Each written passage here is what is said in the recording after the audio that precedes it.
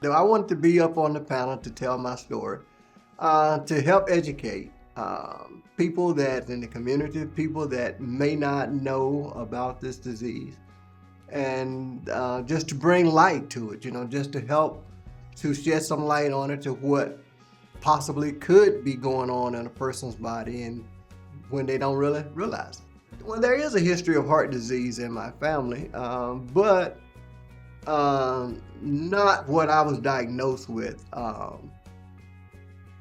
The symptoms that I was having was not any of the symptoms that I was aware of that my father had because my father had a heart attack. But my symptoms was not the same symptoms that he was experiencing. I was diagnosed with this disease on September 29th, 2023.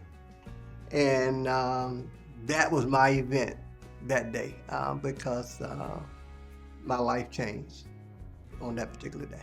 It was just really a routine day. I had gone to the farm to feed the cattle and come back home about 10 that morning and maybe ate just a little bit of breakfast. And I knew that this was on a Friday, and I knew that that Saturday we was having a funeral at our church. And that Sunday was my turn to teach Sunday school on that particular Sunday. So I knew Saturday was going to be a busy day, and I was going to use Friday to prepare for Sunday school that Friday. And so my wife was gone, the house was quiet. Had the house to myself, and I was sitting at my desk, and I guess maybe I had been studying maybe for a couple hours, maybe 2.5 hours. And when I stood up to go in the kitchen to get some water or something, to get something to drink, and when I stood up, I got extremely dizzy. And so when I got dizzy, I sat back down, and I felt like my blood pressure had dropped, And so I sat there for maybe about 5 minutes, and stood back up. Same thing happened. I knew I was pretty dizzy. And so I did go and check my blood pressure. My blood pressure was like 90, maybe 94, 92 over 60 something. And I knew my blood pressure was really, really low. And so my wife was out, so I called her and I told her, I said, look, baby, I said, bring me some lunch. And I said, I hadn't eaten very much. And so she brought me a salad, and I ate the salad, and she knew something was wrong. And after I ate the salad, I didn't feel any better. And so she got on the phone. We called a nurse friend of ours.